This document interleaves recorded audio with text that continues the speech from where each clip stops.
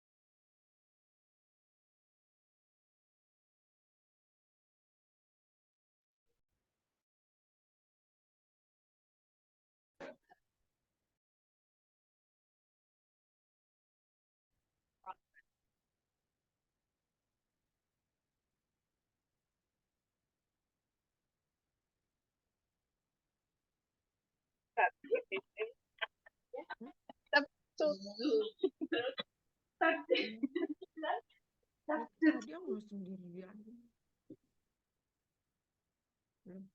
Malah sudah exit full.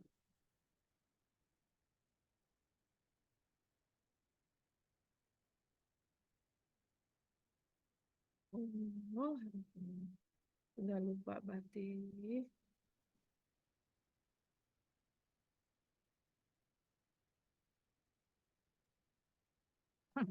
Loh, kirain Excelku tadi kemana? Cek. Selamat sore, Assalamualaikum Bapak Ibu. Waalaikumsalam. Sore, Pak. Sorry, Pak. Bisa gini, Bapak Ibu, untuk perkuliahan pada sore hari ini, ya, oke. Mohon maaf, agak mundur karena tadi ada jam menguji karya ilmiah, jadi saya minta untuk mundur. Oke, Bapak Ibu, di keperawatan dewasa saya diminta untuk masuk di sistem muskuloskeletal. Jadi nanti banyak hal yang bisa kita diskusikan berhubungan dengan sistem muskuloskeletal. Izin saya slideshow terlebih dahulu Bapak Ibu semuanya. Ya. Oke, masih terlihat nggih Bapak Ibu untuk PT saya? Terlihat, Pak, tapi mohon maaf suaranya agak kecil, Pak. Lihat, Pak. Ya. Halo, tes. Sudah lumayan besar, Pak.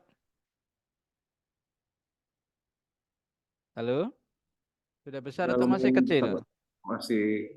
Masih agak kecil, Pak. Masih agak kecil sebentar.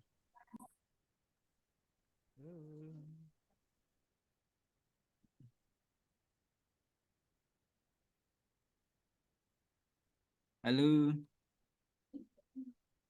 Besar atau kecil, Pak? Lumayan, Pak. Lumayan ya. Lebih jelas. Oke, Bapak Ibu, kita akan berbicara tentang sistem muskuloskeletal. Jadi sebelum ke arah kasusnya, ya, kasus yang paling banyak kita temukan di muskuloskeletal, ya contohnya fraktur saat kita ketemu dengan artritis reumatoid atau artritis reumatoid. Kemudian kita ketemu dengan kanker tulang dan lain sebagainya. Nah, tetapi sebelum ke sana, setidaknya adalah kita mengingat kembali Bapak Ibu bagaimana tinjauan fisiologis dari sistem muskuloskeletal tersebut. Oke. Kenapa harus kita melihat secara tinjauan fisiologisnya? Karena ini merupakan bagian terpenting sebelum kita mempelajari berhubungan dengan perkasusnya. Oke. Karena kenapa? Uh, Ternyata 25% dari berat badan tubuh kita itu strukturnya adalah tulang dan jaringan ikat, Bapak Ibu. Jadi tulang kita dan juga jaringan ikat kita itu menduduki kurang lebih 25% sendiri dari berat badan yang ada di dalam tubuh kita.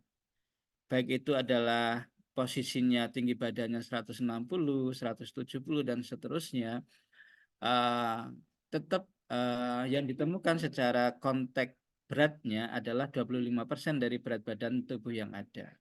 Nah, kemudian kalau dilihat dari tinjauan fisiologis lagi, saat kita berbicara sistem muskuloskeletal, yang mana muskulus sendiri merupakan bagian dari otot, ya. Kemudian skeletal adalah merupakan bagian dari tulang. Sehingga bisa kita lihat bahwa fungsinya nanti akan sangat besar sekali, yang mana dia akan melakukan proses proteksi ataukah perlindungan terhadap organ-organ tertentu, kemudian dia bisa menjadi proses penggerak ataukah untuk membantu di dalam proses aktivitas, dan juga dia bisa menjadi penyangga, ya, jika memang dia digunakan adalah sebagai otot ataukah dia sebagai tulang rangka gitu. Nah, maka dalam hal ini karena fungsinya sangat besar sekali di dalam tubuh kita, meskipun 25% saja berdasarkan berat badan tubuh yang ada, tulang ini, otot ini harus dipelihara dengan baik. Maka nanti ada proses bagaimana kita bisa memelihara dan juga melakukan pemeliharaan pada bagian tulang, ya, pada bagian sistem muskuloskeletal ini. Nah, kerangka tulang merupakan kerangka yang kuat untuk menyangga tubuh. Ini merupakan salah satu fungsi. Bisa kita lihat pada bagian tulang rangka kita yang ada pada bagian tulang panjang, ekstremitas bawah.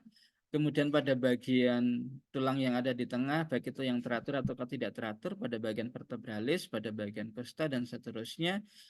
Ya, dia melakukan proses penyanggaan pada bagian organ yang ada di dalam tubuh kita, baik itu pada bagian sistem integumen kita, baik itu pada bagian sistem yang lain, ya. Jadi dia memberikan sebuah konteks penyangga di situ. Yang kedua adalah tulang juga bisa memberikan perlindungan terhadap organ vital yang ada di dalam tubuh kita. Contohnya apa? Yaitu pada bagian sistem kardiovaskular dan juga pada bagian sistem pernafasan. Begitu juga pada bagian sistem kranial, Bapak Ibu semuanya. Kita bisa bayangkan jika pada bagian kranial kita ataukah pada bagian otak kita tidak ada tulangnya, jadi langsung ketemu dengan integumen. Maka bentuk kepala seseorang pasti tidak secara mesosepal, secara bentuknya. Kemudian jika terjadi benturan, pasti akan mudah terjadinya kerusakan. Begitu juga pada bagian torakal. Ya, di situ ada organ pernafasan, di situ ada organ jantung atau kardiovaskuler. Nah, sehingga kalau terjadi benturan ataukah terjadi perpindahan hantaran, penusukan dan seterusnya. Nah, ini bisa memberikan perlindungan awal, ya, terhadap kegiatan-kegiatan yang memang merugikan pada bagian organ vital yang ada di dalam tubuh kita. Nah, ini juga merupakan salah satu bentuk manfaat dari struktur tulang yang ada. Kemudian pembentuknya secara tinjauannya adalah 99% pembentuk dari tulang merupakan bagian unsur dari kalsium yang ada di dalam tubuh kita, yang mana ini bisa diambil secara konteks penyerapan melalui vitamin D yang ada di atmosfer. Kemudian selain ada kalsium, secara komposisi tulang itu dibentuk juga mengandung fosfor, mengandung magnesium, dan juga mengandung fluor. Yang mana di dalam proses pembentukan tulang, dia akan melewati 3 bentuk tahapan. Jadi ada proses nanti osteoblas, osteosit, dan juga osteoklas. Dan secara proses pembentukan tulang di dalam proses pemeliharaannya, itu nanti secara endokondral dan juga secara vertikalnya di situ. Jadi itu di dalam proses bagaimana tulang dia berfungsi, dia bermanfaat, bagaimana tulang itu disusun, zatnya apa saja. Maka di situ ada unsur kalsium, ada unsur fosfor, ada magnesium, dan juga fluornya. Tetapi yang paling besar adalah kalsium di dalam proses pembentukan. Begitu juga untuk pemeliharaannya, Bapak Ibu. Nah, ini kalau kita lihat tulang Bapak Ibu secara bentuk dan juga baik itu bentuk luar ataukah bentuk dalam, terutama adalah pada bagian tulang yang sifatnya panjang, ya, yang mana mempunyai ruang begitu luas sehingga nanti bisa difungsikan untuk proses imunitas karena di situ bisa terbentuk ataukah bisa memproduksi adanya yaitu antibody, ya, untuk proses imunitas seseorang. Nah, secara jumlah tulang yang ada di dalam tubuh kita berjumlah 206 tulang, ya, yang terdiri dari tulang panjang, tulang pendek, tulang pipih, dan juga tulang tak teratur. Kemudian secara bentuknya tulang tersusun oleh jaringan tulang itu sendiri yang akan melewati 3 tahapan tadi. Ada proses osteoblas, osteosit, dan juga osteoklas, yang mana bentuk pada bagian tulang itu terlihat keras pada bagian luar dan terlihat lunak pada bagian dalam. Karena pada bagian dalam tulang itu dia berongga ataukah yang disebut dengan adanya cancellus ataukah spongiossus. Kenapa ada cancellus dan juga spongiossus? Pada dasarnya tulang juga membutuhkan yang namanya nutrisi. Nah, kalau tulangnya dalam bentuk padat secara utuh, maka tidak ada tempat untuk proses sirkulasi sebagai nutrisi dari tulang. Tulang juga butuh yang namanya sirkulasi peredaran darah, tulang juga butuh yang namanya oksigenasi, tulang juga butuh tadi kandungan kalsium, fosfor, magnesium, dan seterusnya di dalam pemeliharaannya. Maka dari mana dia mendapatkan itu? Semuanya akan berakar dari proses sirkulasi. Nah, agar sirkulasi bisa terpenuhi masuk pada bagian dalam, maka bentuk tulang itu secara spongiossus ataukah ada kanal-kanalnya. Jadi kanal merupakan bentuk saluran sehingga pembuluh darah nanti bisa masuk untuk memberikan nutrisi pada bagian tulang itu sendiri. Kemudian pada bagian khusus pada bagian tulang panjang di situ ada yang namanya epifisis dan juga diafisis yang akan saling terpisah ujung dan juga pangkalnya Bapak Ibu semuanya, dan ini akan terhubung pada bagian tulang yang lain, terutama adalah tulang yang terhubung dengan sendi. Nah, itu rata-rata bisa kita temukan ada ujung epifisis dan juga ujung diafisis. Nah, juga sering kita lihat pada kasus-kasus osteosarkoma pada bagian epifisis atau diafisis akan lebih mudah terkena pertumbuhan CA-nya ya pada kasus osteosarkoma. Kenapa kok bisa seperti itu? Karena memang pada bagian epifisis atau pada bagian diafisis pada bagian tulang yang merupakan ujung-ujungnya tadi sebagai tempat foramen masuknya proses sirkulasi untuk pertumbuhan dari tulang yang ada. Nutrisi dimasukkan pertama dari bagian ujung, pada bagian ujung epifisis ataukah pada bagian ujung diafisis dari tulang tersebut. Nah, itu pasti kita temukan osteosarkoma itu seringnya ditemukan adalah pada bagian ujung-ujung. Apakah pada bagian tulang yang lain tidak bisa? Ya pada dasarnya bisa, tetapi persentase paling besar adalah pada bagian epifisis dan juga diafisis yang ada. Nah, kemudian pada bagian dari epifisis dan juga diafisis, pada bagian ujung tulang di situ ada yang namanya artikuler kartilago ataukah di situ ada sebagai pembungkus.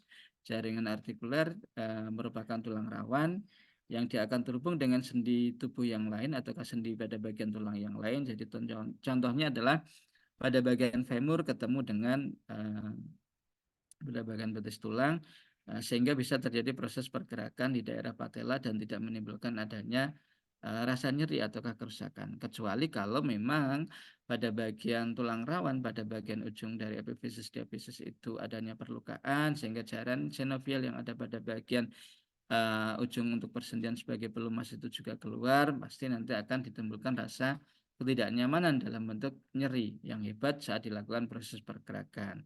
Itu yang sering kita temukan pada kasus artritis reumatoid ya, yang memang kita temukan yang ada di lapangan. Oke.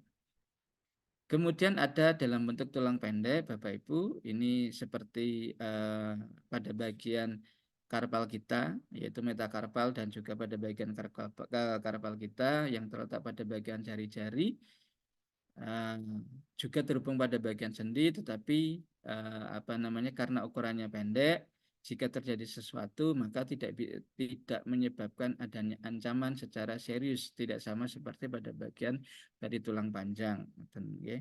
Jadi kalau ada fraktur pada bagian tulang pendek atau ada amputasi pada tulang pendek, kasus ancamannya itu masih minimal, akan berbeda dengan pada tulang panjang. Jika terjadi perdarahan pada bagian tulang panjang, maka resiko shock itu akan bisa terjadi, apalagi kalau sampai terjadinya proses amputasi dan lain sebagainya. Nah, itu yang akan membedakan di dalam proses kemanfaatannya. Apakah tulang pendek tidak bermanfaat? Tidak juga. Tulang pendek itu sangat bermanfaat juga untuk mengerjakan ataukah melakukan proses pergerakan yang sifatnya adalah kecil. Contohnya adalah menggenggam. Itu kan hanya membutuhkan gerakan pada bagian ujung jaringnya, ya, melempar dan seterusnya. Nah, akan berbeda saat dia harus melakukan aktivitas yang begitu berat, ya, terutama adalah pada bagian otot-otot rangka yang ada di dalam tubuh kita, Bapak Ibu. Selain tulang panjang, selain tulang pendek, ada lagi yang namanya tulang pipih yang merupakan bagian dari tulang yang ada pada bagian torak ataukah dada yang letaknya pada bagian tengah di situ ataukah yang disebut dengan sternum. Oke. Ini merupakan tempat untuk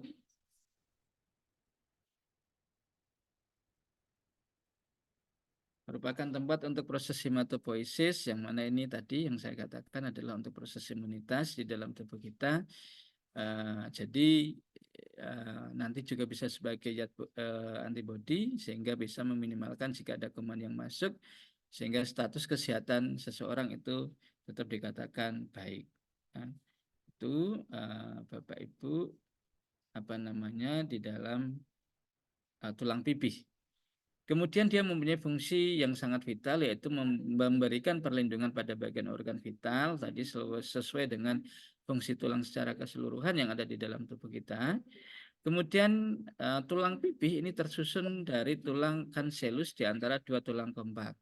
Ya, cancellus atau spongiosum tadi, meskipun dia seperti gepeng, tetapi dalamnya dia tetap ada berongga karena dia membutuhkan yang namanya proses nutrisi. Apalagi di situ digunakan proses untuk hematopoiesis pada bagian ujung dari tulang pipih, jadi pada bagian manubrium sternumnya untuk proses produksi antibodi ya, untuk proses peningkatan imunitas di dalam tubuh kita. Itu yang ada pada bagian tulang pipih, Bapak Ibu semuanya. Kemudian ada tulang tak teratur, yaitu terletak pada bagian vertebra, pada bagian tulang panjang, pada bagian tulang belakang.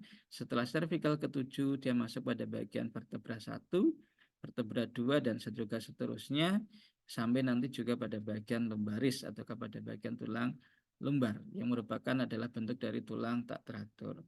Mempunyai bentuk yang unik sesuai dengan fungsinya, ya. Jadi pada dasarnya pada bagian vertebralis ini, ya, dengan bentuknya yang unik, tapi di situ juga banyak yang namanya proses persarafan.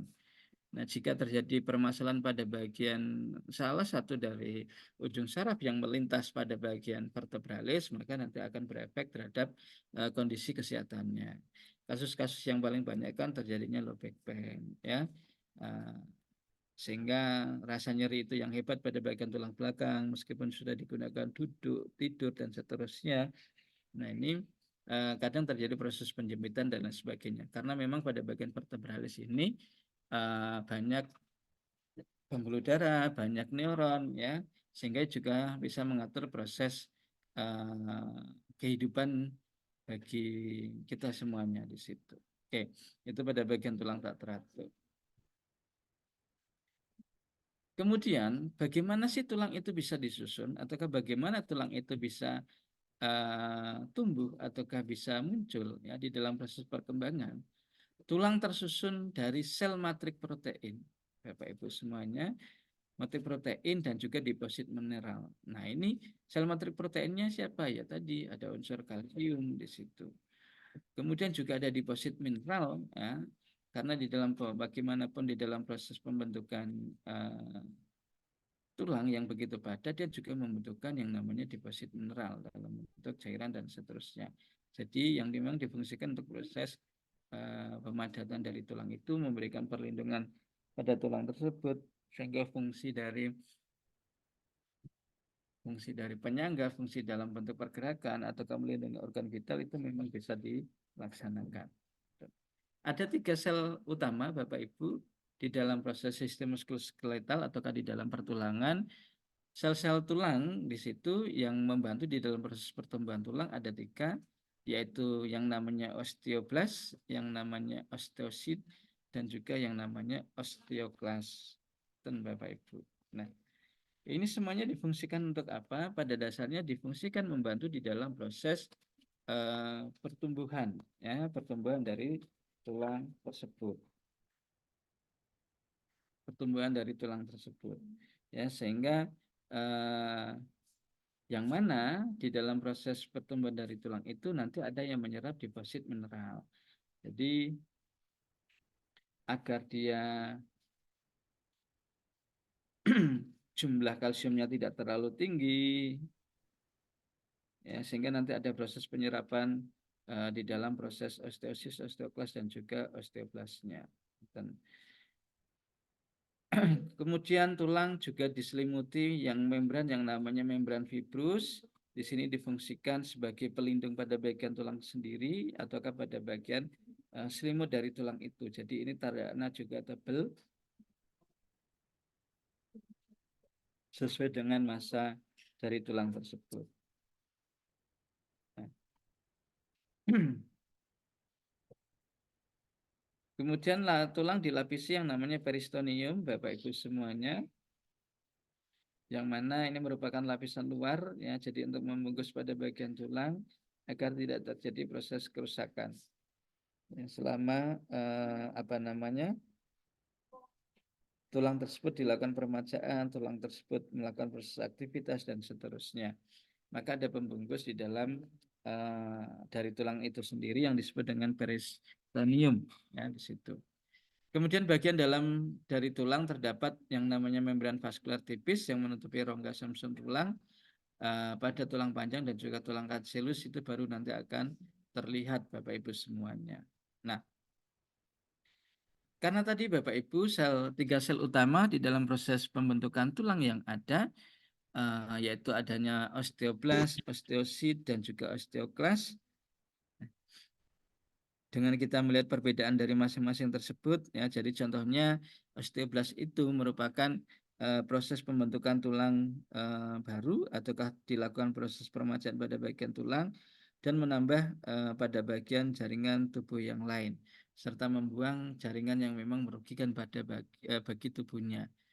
Nah, jadi kalau ternyata di rumahnya ataukah tetangganya ada yang menderita CA ataukah yang lain sehingga menggerogoti secara proses keselamatan ataukah keteduhan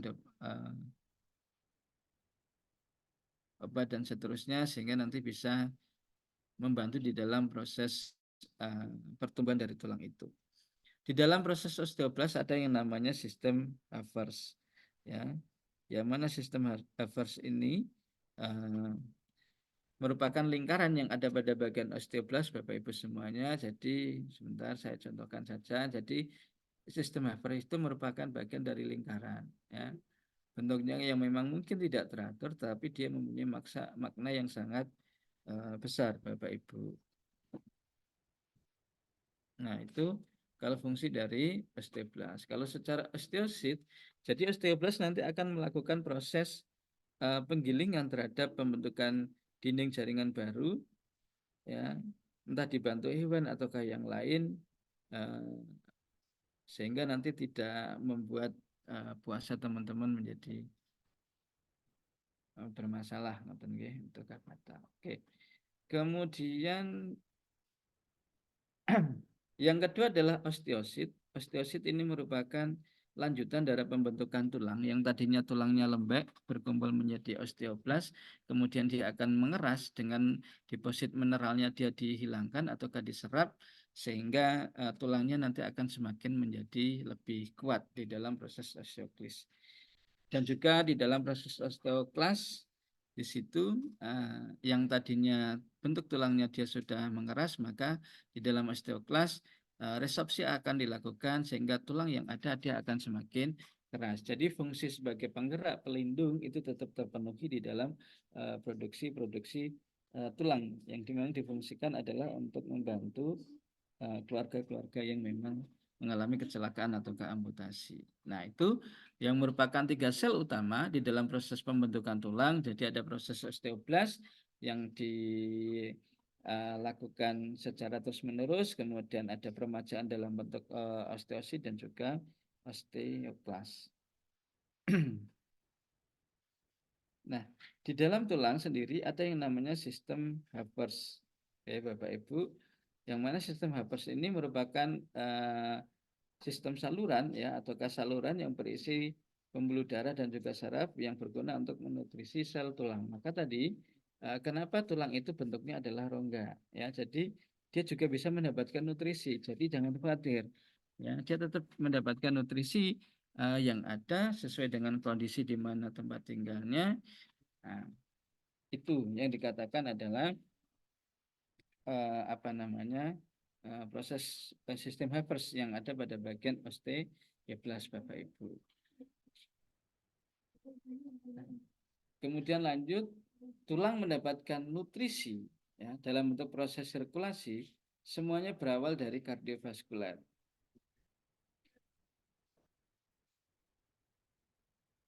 Semuanya berawal dari sistem kardiovaskular karena dia yang memang punya hak untuk mengeluarkan dan juga memasukkan cairan dalam jumlah yang banyak. Nah, tulang cancellus menerima asupan darah melalui pembuluh darah, metafisis, dan juga pada bagian epifisis. Maka tadi pada bagian ujung-ujung tulang panjang, di situ pasti ada lubang untuk pemberian nutrisi bagi epifisis dan juga pada bagian diafisisnya. Kemudian pada bagian lapisannya, pembuluh periosteum mengangkut darah ke tulang kompak melalui kanal Hoffman di situ. Kemudian ada nutrisi yang masuk melalui arteri yang merupakan memang pembuluh darah yang kaya akan oksigen, tetapi kalau vena kan dia pembuluh darah yang kaya akan CO2. Ya. Memasuki rongga medular melalui foramina. Foramina itu merupakan lubang yang ada memasuk darah ke sumsum tulang yang ada di dalam tubuh kita. Ya.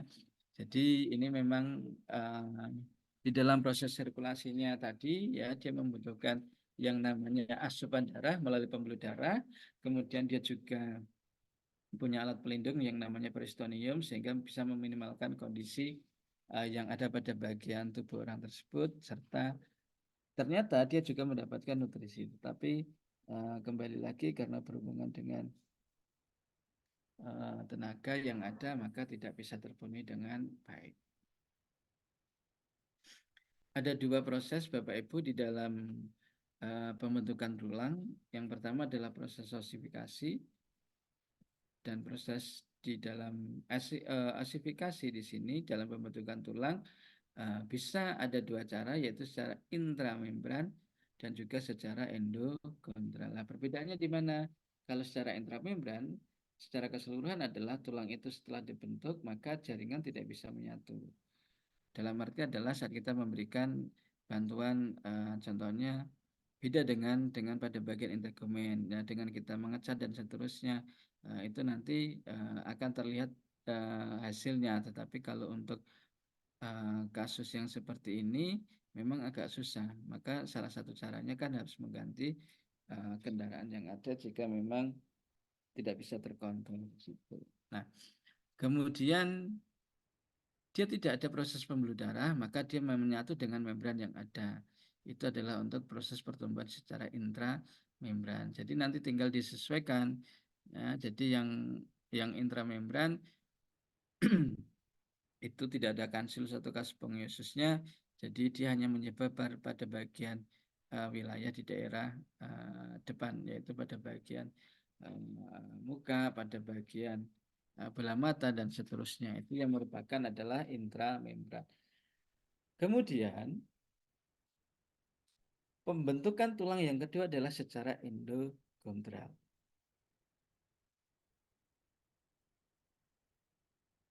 Bagaimana pembentukan tulang secara endokontral?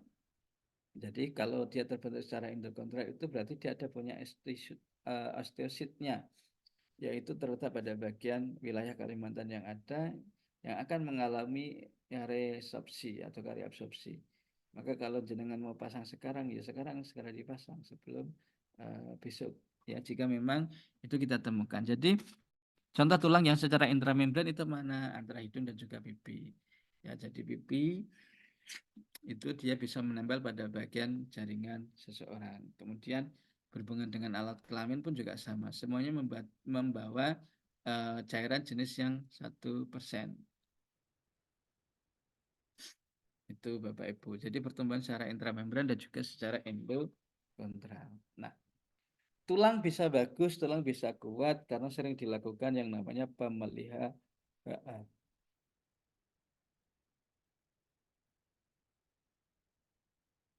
Nah, apa saja yang memang harus dipersiapkan di dalam proses pemeliharaan ini? Yang pertama adalah vitamin D. Dengan kita berjemur, maka kita akan mendapatkan vitamin D yang lumayan banyak di situ.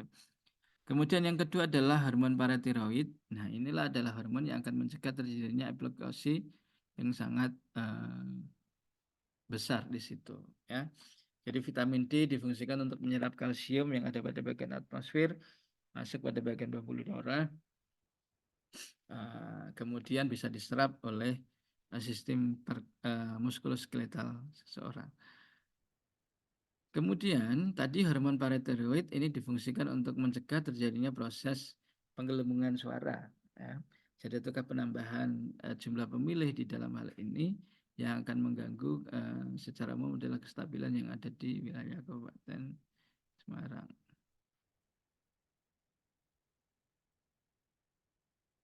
Kemudian yang ketiga adalah hormon kalsitonin. Ya. Jadi kalau hormon paratiroid difungsikan adalah untuk mencegah untuk menyalakan proses penyerapan yang terlalu berlebih pada bagian integumen. Tetapi kalau hormon kalsium difungsikan adalah untuk meningkatkan penyerapan dari unsur kalsium, fosfor, magnesium yang ada pada bagian sistem kardiovaskuler, ya, sehingga antara hilang atau kurang dan juga meningkat kadang kita tidak tahu, tahu-tahu sudah terjadi proses perubahan kondisi pada pasiennya. Kemudian yang terakhir di dalam pembelahan tulang adalah membutuhkan yang namanya proses sirkulasi. Nah, dalam hal ini siapa? Ya, dalam hal ini adalah puskesmas setempat, dinas kesehatan setempat, sehingga nanti bisa memberikan sebuah informasi berhubungan dengan peredaran kebutuhan darah seseorang. Ya. Karena bisa jadi tidak hanya pengungsi, tetapi pada keluarga pun juga bisa beresiko terhadap masalah-masalah tersebut. Dahamin gamenya. Kemudian tulang bisa sembuh kembali jika dia sakit. Ada 5 fase yang akan dilewati Bapak Ibu. Fase yang pertama adalah disebut dengan fase inflamasi. Jadi inflamasi ini merupakan fase awal saat terjadinya proses perlukaan, sehingga nanti orang yang ada di di sekitar dari tempat tersebut maka bisa memperhatikan bagaimana ataukah inflamasi ini bisa berlangsung dengan baik. Waktu yang dibutuhkan untuk proses inflamasi kurang lebih adalah 3 sampai dengan 5-7. Yang ada adalah pada bagian tulang itu tersendiri dengan waktu yang ada 3 sampai dengan 5-7. Kalau dia tidak melakukan proses sesuai dengan tujuannya, maka pun juga manfaatnya tidak ada di situ. Ya. Tempat cedera akan diinvasi oleh makrofag yang menyebabkan proses inflamasi, pembengkakan, serta timbulnya rasa nyeri yang hebat di situ. Nah, itu tinjauan yang memang bisa kita lihat berdasarkan anatomi fisiologinya ataukah berdasarkan patofisnya.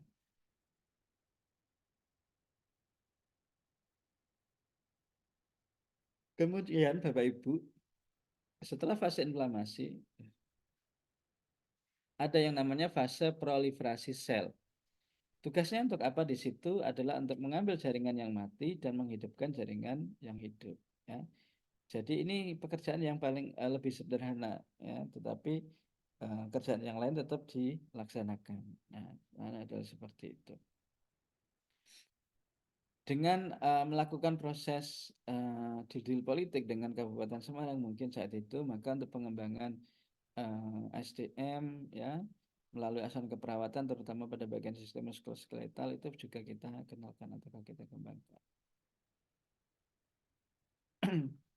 Di dalam proses proliferasi sel ini, ya, jadi ini yang nanti akan menentukan seberapa besar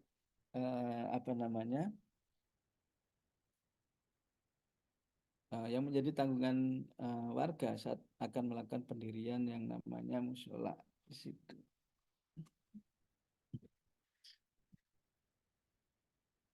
Proses revaskularisasi ini akan terjadi di setiap tulang, ya. Jadi revaskularisasi ini adalah penggantian pada segmen tulang yang rusak ataukah aus, karena proliferasi sel ini juga akan menghilangkan jaringan-jaringan yang mati, ya, fibrin-fibrin yang mati pada bagian tulang untuk dilakukan proses permajaan. Kemudian ada proses yang namanya invasi fibroblast yang terdiri dari 3 kegiatan tadi, yaitu pembentukan tulang melalui osteoklas, osteoblast, dan juga osteosit. Ya, itu nanti akan terjadi setiap dilakukannya pemeliharaan pada bagian tulang tersebut. Nah, kemudian di dalam proses osteoblas dan juga fibroblast, ya, ini akan menghasilkan yang namanya kolagen dan proteoglikan sebagai materi kolagen yang memang difungsikan di dalam proses pemeliharaan terbentuknya tulang-tulang baru. Maka tadi untuk terjadinya pencegahan terhadap osteosarkoma atau kanker pada bagian tulang, maka kita lihat di situ ciri-cirinya muncul ataukah tidak. Dan ciri-cirinya muncul ataukah tidak. Jika memang dia tidak muncul, maka peran dari paratiroid dan juga kalsitonin di dalam proses pembentukan dan pemeliharaan tulang itu dia sangat bagus. Nah, itu adalah kondisi yang memang bisa kita temukan. Kemudian yang ketiga adalah pembentukan kalus, Bapak Ibu. Ya, yang ketiga adalah pembentukan kalus. Kalus ini merupakan cikal bakal dari tulang baru. Jadi kalau kita melihat orang yang apa namanya habis dilakukan pemasangan pen ataukah dia habis dilakukan amputasi, saat dia difoto ulang, maka nanti bisa kita lihat gambaran-gambaran putih yang memang merupakan adalah kansul yang terbentuk. Normalnya kalus yang terbentuk adalah 3 sampai dengan 4 minggu, meskipun ini masih bisa diperdebatkan sesuai dengan tahapan usia dari orang tersebut, ya. Karena kalau anak-anak itu biasanya lebih cepat karena memang sirkulasinya juga lebih cepat di situ. Sehingga komponen untuk pembentukan nutrisi baru di dalam sistem Havertz, pembentukan di dalam tulang baru itu menjadi lebih cepat daripada pada kasus-kasus yang sudah remaja ke atas, ya, yang tinggal hanya pemeliharaan, bukan di dalam proses apa namanya pertumbuhan dan juga perkembangan dari tulang itu sendiri. Nah, resikonya apa kalau dia lebih dari 4 minggu? Ya, resikonya adalah berarti proses penyembuhan pasien nanti akan menjadi lebih panjang atau lebih lama. Yang keempat, di dalam proses penyembuhan tulang, jika tulang itu rusak, maka ada yang namanya penulangan kalus ataukah yang disebut dengan osifikasi. Nah, ini hanya muncul pada bagian tulang, teman-teman semuanya. Bagaimana osifikasi itu bisa terjadi? Jadi tulang yang memang dia dari lembek, dilakukan proses permajaan, ataukah dilakukan proses perapian pada bagian tulang itu, ya, sehingga bisa kita temukan kondisi tulang-tulang yang rusak dan harus dilakukan proses perbaikan. Osifikasi sendiri berlangsung kurang lebih 2 sampai dengan 3 minggu melalui penulangan endokontral. Kemudian paling dewasa kurang lebih adalah 4 bulan. Itu yang memang bisa kita temukan pada orang dengan tindakan pembedahan di daerah tulang, ya. Nah, juga bisa kita lihat di sini adalah apa namanya, pada orang-orang dewasa yang memang osifikasinya sudah mulai terbentuk, maka barulah dia nanti diajari bagaimana dengan teknik berjalan, baik itu menggunakan satu alat bantu atau dua alat bantu. Nah, itu nanti secara keamanannya dia akan lebih aman dibandingkan adalah saat usia memang masih dini, ya, tetapi secara pengawasan dan keamanan dia tidak memenuhi standarnya. Maka nanti akan berakibat tidak baik bagi anaknya itu sendiri saat dia melakukan proses permainan. Dan fase yang terakhir di dalam proses pembentukan tulang adalah yang disebut dengan fase remodeling, ya. Ini merupakan tahap akhir perbaikan dengan adanya pengambilan jaringan mati dan juga rekonstruksi tulang yang baru. Jadi tadi dalam proses proliferasi sel itu tenaga kesehatan terutama perawat, baik itu paru, baik itu perawat pelaksana, melakukan proses pembersihan. Apa yang dibersihkan? Yang dibersihkan adalah sisa-sisa osteoblas, osteosit atau osteoklas yang masih tercecer di tempat tidur. Itu nanti dilakukan proses pembersihan sehingga tidak mengganggu di dalam proses peremajaan ataukah proses perawatan dari tulang yang baru. Nah, jadi ada 5 fase tadi Bapak Ibu semuanya. Ada inflamasi, proliferasi sel, pembentukan kalus, penulangan kalus atau kalsifikasi, dan yang terakhir adalah dilakukan dengan remodeling di situ. Nah, ini kalau kita ilustrasikan dengan gambar Bapak Ibu, jadi ini tulangnya dia patah sehingga terjadi perdarahan. Ya, ingat pada bagian tulang itu kan pembuluh darahnya tidak terlihat, tetapi pada bagian tulang itu di situ memang ada pembuluh darah. Maka tadi dia bentuknya adalah ada kanal. Kanalnya apakah yang disebut dengan cancellus dan juga spongiosus, ya, sehingga sirkulasi nutrisi pada bagian tulang itu tetap terpenuhi dengan baik, ya. Dengan adanya perdarahan, maka nanti akan terjadi, di sini sudah terjadi proses inflamasi. Ya, setelah inflamasi maka akan muncul yang namanya proliferasi sel. Jadi ada jaringan yang mati ini dia akan diambil. Dan yang keempat adalah yang namanya penulangan kalus osifikasi ataukah sampai dengan remodeling, ya. Jadi jaringan yang mati-mati tadi sudah dihisap dan juga dihilangkan, kemudian tinggal ditunggu pembentukan jaringan yang baru, ya, di dalam proses penyembuhan dari tulangnya di situ. Nah, itu pada bagian sistem pertulangan Bapak Ibu. Ya, jadi tadi dibentuk oleh ada 3 hal, yaitu ada proses osteoblas, osteosit, dan juga osteoklas melalui sistem Havertz yang ada, yang mana ini nanti akan membantu dalam konteks penyerapan terhadap kalsium yang memang diserap oleh tubuh kita agar tidak terjadi permasalahan pada bagian pembentukan jaringan yang baru. Maka yang harus dikendalikan adalah pemeliharaan tulang, ya, terutama adalah hormon paratiroid dan juga hormon kalsitonin. Kemudian Bapak Ibu, tulang itu di ujung tadi pada bagian epifisis dan juga diafisis dia punya yang namanya tulang rawan ataukah kartilago. Nah, kartilago ini pasti akan terhubung dengan kartilage yang lain ataukah tulang rawan ini akan bisa terhubung dengan tulang rawan yang lain. Apakah nanti tetap bisa melakukan fungsinya masing-masing? Bisa. Kadang dia memang berurutan. Jadi antara paha dan juga pergelangan kaki, antara pergelangan tangan dengan humerus itu kan dia memang saling searah di dalam melakukan proses pergerakannya. Nah, di antara pada bagian tulang tersebut maka ada yang namanya sendi. Ya, ada 3 macam sendi yang disebut dengan sendi sinartrosis, amfiartrosis, dan juga diartrosis. Apa perbedaannya? Sinartrosis tidak dapat digerakkan, ataukah sendi yang memang bekerja tidak bisa menggerakkan. Baik itu pada bagian kepala seseorang, itu nggak boleh. Kemudian ada lagi namanya sendi amfiartrosis, ataukah gerakan terbatas, yaitu pada bagian vertebra dan juga simfisis pubis. Dan yang terakhir adalah sendi diartrosis yang dia mempunyai pergerakan bebas di situ. Contohnya ya pada bagian sendi peluru, yaitu pada bagian panggul dan bahu, pada bagian engsel, yaitu pada bagian sikut dan lutut, sendi pelana, ya, pivot, dan juga merupakan peluncur. Nah, itu yang akan terhubung di antara tulang. Ya, jadi ada persendian yang akan terhubung. Nah, kemudian agar tulang itu bisa melakukan fungsi untuk activity, melakukan proses pergerakan, dia bisa melakukan aktivitas-aktivitas ringan dan juga berat, maka dia dibantu yang namanya sistem otot ataukah sistem muskulo. Maka secara pembelajarannya tadi namanya adalah sistem muskuloskeletal. Jadi di situ memang dikelompokkan adalah khusus pada pasien yang terjadi permasalahan berhubungan dengan muskuloskeletal. Nah, di dalam sistem skelet ini dengan dialiri sistem persarafan, kemudian metabolisme sistem kelistrikan yang ada pada bagian tubuh kita, maka fungsi sistem otot ini juga sangat besar, ya, terutama adalah melakukan fungsi-fungsi pergerakan. Otot sendiri dibagi menjadi otot skelet atau otot rangka atau lurik, kemudian otot pada bagian jantung dan juga otot pada bagian pernafasan. Kecuali pada bagian otot rangka, jantung dan pernafasan sifat ototnya adalah otoritmik. Tanpa kita perintah maka dia tetap akan bekerja. Berbeda dengan pada bagian otot rangka yang memang dia mempunyai peran, yaitu harus dengan perintah. Jadi sifatnya adalah non otoritmik. Kalau tidak ada perintah maka dia tidak akan jalan. Itu yang memang bisa kita lihat pada sistem muskul ataukah sistem otot.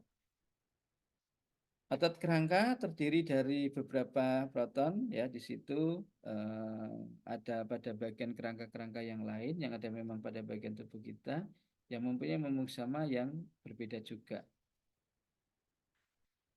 Nah, agar sistem otot kita bisa melakukan aktiviti dalam bentuk kontraktilitas, maka otot harus mengandung yang namanya miosin, harus mengandung yang namanya aktin, harus mengandung yang namanya tropomiosin dan juga troponin I, T, dan juga C di situ, beserta dengan jumlah yang ada di dalam tubuh seseorang. Jadi ini merupakan komponen yang memang harus ada pada bagian, baik itu adalah sistem otot yang sifatnya otoritmik ataukah yang memang harus diantar, ya, di dalam prosesnya. Nah, kalau mau digambarkan Bapak Ibu, ya, jadi ada bentuknya adalah seperti ini, muskulo itu, ya, jadi ada pada bagian kepala dan juga ada pada bagian kaki, ya. Tapi kalau eh, apa namanya secara fungsinya ya dia nanti akan disesuaikan dengan fungsi dari masing-masing. Apakah dia sebagai fungsi melihat ataukah memang dia sebagai fungsi untuk melakukan proses bantuan pergerakan dan seterusnya. Nah, itu bisa dilihat dari masing-masing zona ini. Ada Z line, ada garis M, ada garis Z. Nah, inilah yang nanti bisa memberikan manfaat sangat besar. Termasuk tadi ada peran aktin dan juga peran miosin. Ya, bagaimana kontraktilitas itu bisa terjadi? Nah, itu yang harus kita ceritakan di dalam proses apa namanya perbaikan, ya, dalam proses perbaikan dari sistem muskuloskeletal yang ada. Dalam melakukan fungsi kinerjanya, sistem muskuloskeletal akan dipengaruhi oleh otot yang mengandung troponin, I, C, dan juga T. Di situ ada aktin, ada tropomyosin, dan juga myosin itu sendiri. Nah, agar nanti bisa bekerja sistem perototannya, maka kepala dari globuler apa namanya ini kaca ini harus kita dekatkan dengan yang ada pada bagian sistem muskuloskeletal. Nah, setelah kita dekatkan, maka nanti kepala globuler myosin ini nanti akan menerima ion rangsangan dalam bentuk Ca2+. Karena kalau dia tidak bisa menerima rangsangan tersebut, maka akan sulit ya untuk melakukan activity. Ya, jadi setelah dia menerima kepala globuler myosin, maka nanti dari kondisinya dalam melakukan proses activity itu bisa kita lihat. Nah, kalau sampai dia nyeri, ya kemungkinan aktivitas beban pada bagian otot skeletnya itu sangat tinggi sehingga bisa menyebabkan rasanya ketidaknyamanan. Oke, kemudian pada sistem muskuloskeletal, ya,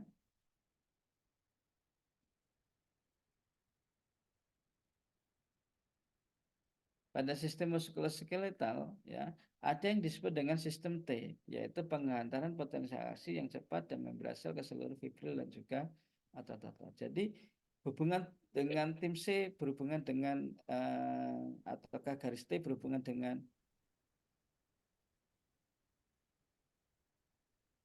di dalam pengalamannya, maka dia nanti bisa melakukan fungsi activity dengan sebaik-baiknya. Kemudian di dalam aktivitasnya, kepala globuler myosin tadi harus menangkap yang namanya ion Ca2+ ini, ion Ca2+ yang dikeluarkan dari retikulum sarkoplasma. Ya, jadi dia melang pada bagian retikulum sarkoplasma, kemudian dia dikeluarkan ya untuk melakukan proses activity. Nah, ini biasanya yang memang dilihat pada orang-orang yang mempunyai masalah berhubungan dengan kelamahan atau jantung. Jadi yang enzim jantungnya pun juga akan diperiksa apakah memang masih diperlukan seperti itu ataukah kondisinya harus menjadi lebih baik. Fungsi dalam sistem T adalah penghantaran potensial aksi yang cepat dari membran sel ke seluruh fibril dalam otot seseorang. Ya, jadi kondisinya ya, jadi dia sebagai proses penghantar potensial aksi saja. Ya, kalau tidak ada rangsangan maka fungsi sistem T ini pun juga tidak bisa digunakan. Nah, secara dasar molekul agar kontraktilitas pada bagian otot itu bisa berlangsung dengan baik, ya, maka apa saja yang bisa diperankan? Yang pertama adalah tadi ion Ca2+-nya, yang kedua adalah kepala globuler myosin, ya, troponin, tropomyosin, ya, dan juga aktinnya itu harus disiapkan karena disitulah nanti kontraktilitas akan terjadi. Dengan kepala globuler myosin tadi sudah menangkap ion Ca2+, maka ini akan terhubung dengan kepala myosin. Nah, terhubung dengan kepala myosin ini akan terjadi proses lisis pemecahan dari adenotrifosfat diubah menjadi adenodifosfat, maka baru bisa difungsikan ya untuk kendaraan-kendaraan seperti itu atau untuk kondisi-kondisi kendaraan dalam bentuk adalah ekstremitas ya yang memang melakukan proses perjalanan yang baik. Nah, kemudian bagaimana cara kita melepaskannya? Yang Ca2+ tadi yang sudah diubah dari adenotrifosfat menjadi adenodifosfat, maka tinggal dilepas saja ya dengan sendirinya. sehingga dia nanti tidak akan mengganggu proses perbaikan secara lanjut pada bagian kondisi saat ini. Nah, demikian Bapak Ibu, jadi kondisi materi yang memang bisa kami sampaikan di dalam pengenalan sistem muskuloskeletal yang dilihat berdasarkan tinjauan fisiologisnya. Oke. 60 menit sudah kami sampaikan untuk materi yang ada. Terima kasih Bapak Ibu. Monggo kalau jika memang ada yang ingin panjenengan tanyakan berhubungan dengan tinjauan fisiologis di sistem muskuloskeletal.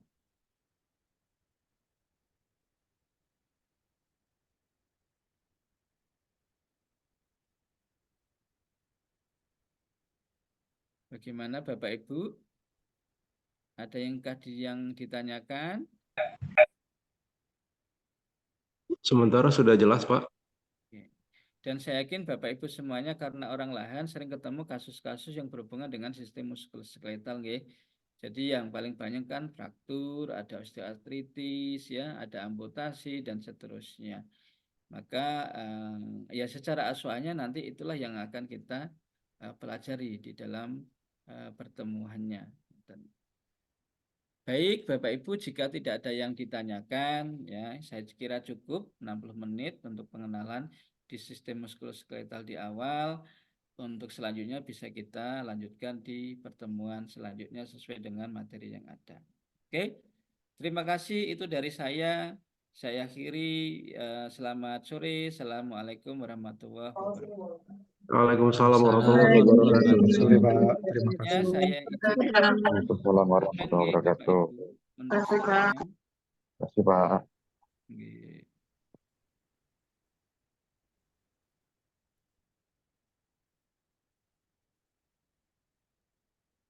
Izin live, Pak.